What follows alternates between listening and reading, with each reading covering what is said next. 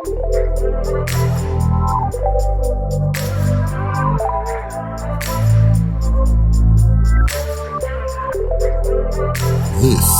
is the Unawarded Black Podcast with your host, Jay Watts.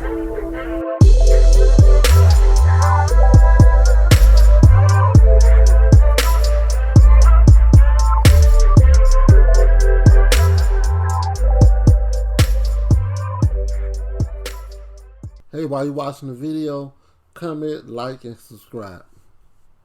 So this is from today. Donald Trump signed his executive order. But what does it really mean?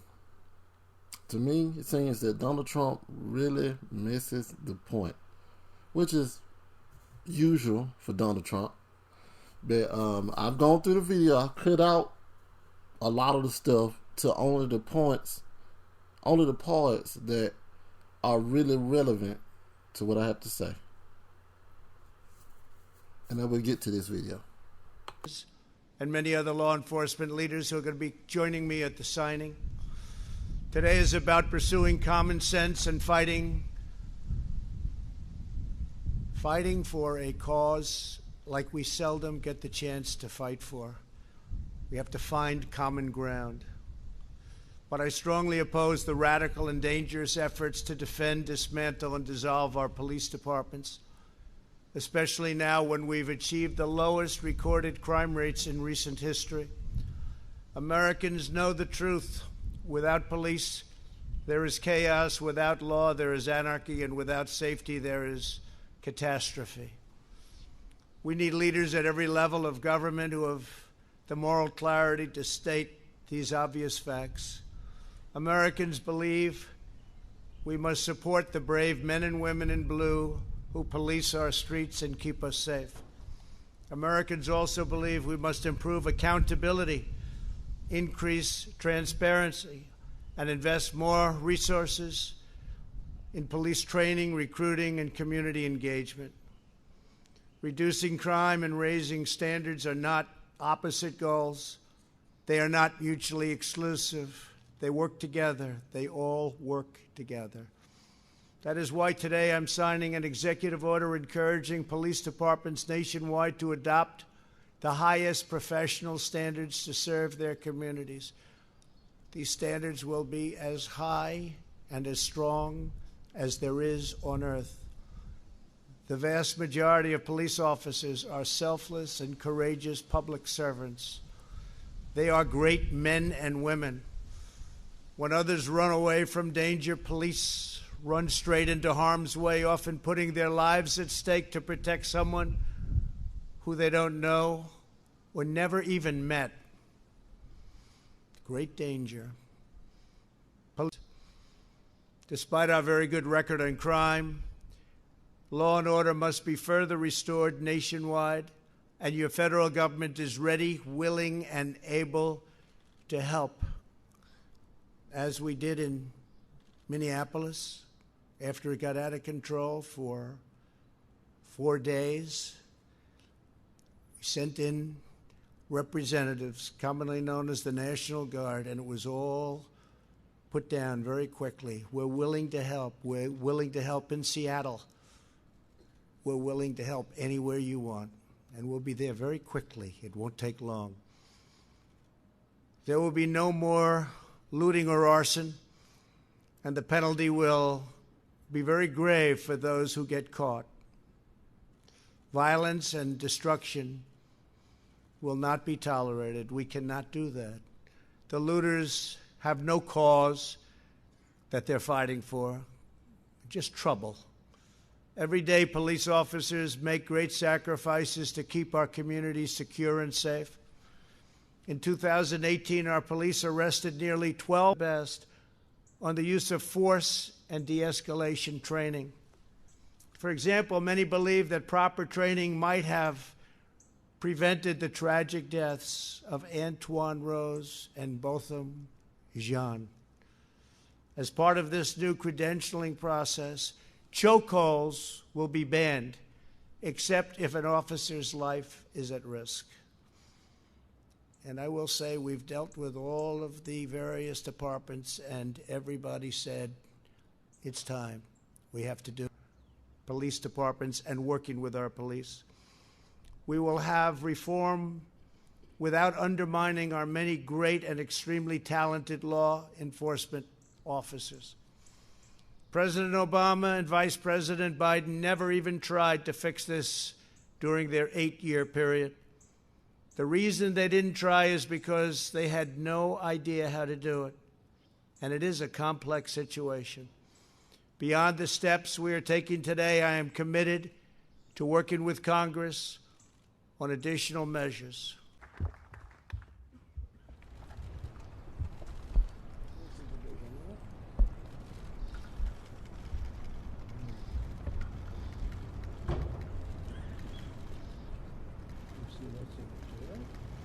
Thank you very much.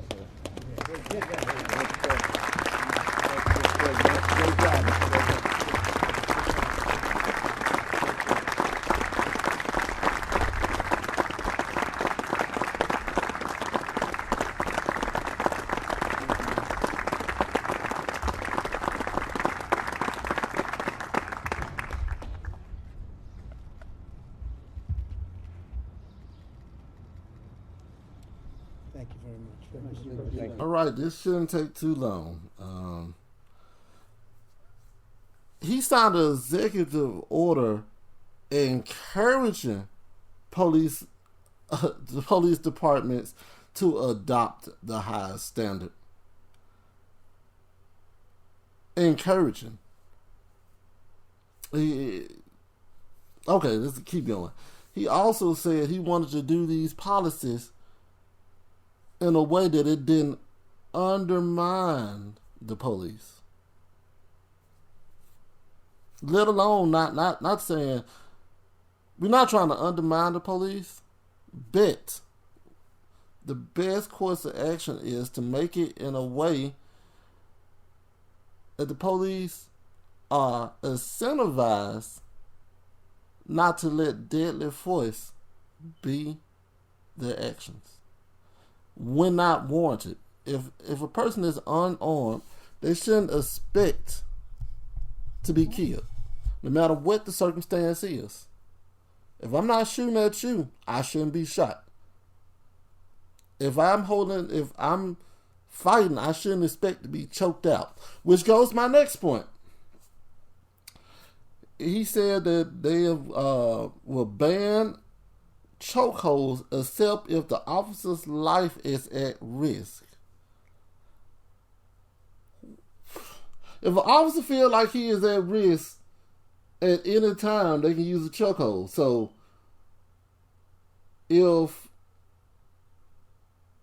let's go back to Eric Gardner.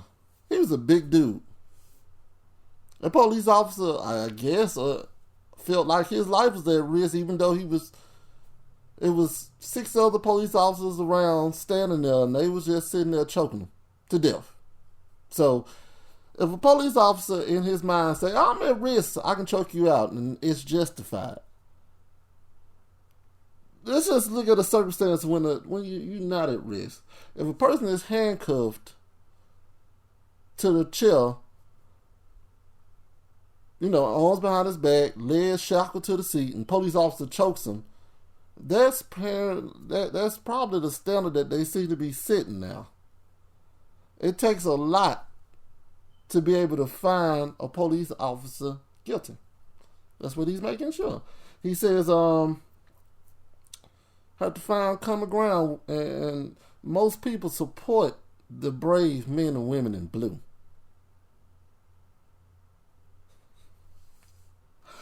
The only common ground is if the laws are put in place where a police officer is not immune from the law.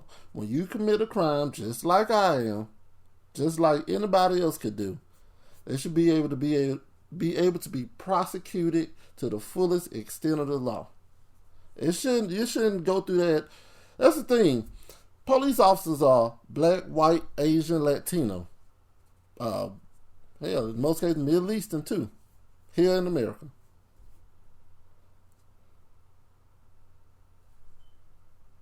The only way you find common ground and support the men and women in blue is to realize that even though they might wear the blue, they are still an American just like you and I. They're not above the law. They're put in place to enforce laws. Not really to enforce it, but to, if you break a law, they are there to arrest you or, But they enforce it, but they're not supposed to be the judge, jury, and executioner of the law. Not Judge Dredd. Also, he also threatened to send troops into Seattle, which had nothing happen in Seattle. And nothing happened in Seattle. They got a little zone there. Nothing happening. People pretty peaceful there. Except for Fox News posting those photos of armed people outside and then having to retract it and say it was fake. And then he wanted to get political and throw Obama and Biden and the politician out. Obama and Biden, this is not... You've been president 3 years. This is your turn. They were there for 8 years. They won their re-election. It's not about them. It's about you. This was happening in your turn. Stop going back to the past to blame other people for what's happening now. George Floyd didn't get killed when Obama was president. But just going on a little bit more with this. The thing is, Donald Trump pretty much missed the point of everything. If he really wanted to sign an executive order, that executive order should have said that this executive order right here ensures that if a police commits a crime, they would be charged just like anybody else. No more immunity for the blue line. They are humans. They are at fault for things they do, just like we are. They are Americans. We all are Americans. In the end,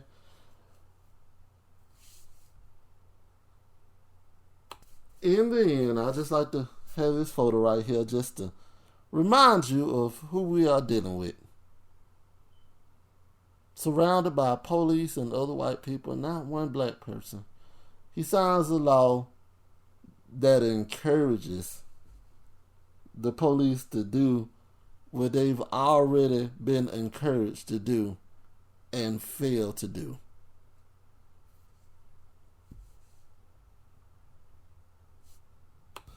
Well, anyway, that has been my time today. This is the Unawarded Black Podcast with your host, Jay Watts. Like, subscribe, follow my anchor, comments. Just hit me up. All right, I'm out. Catch you later.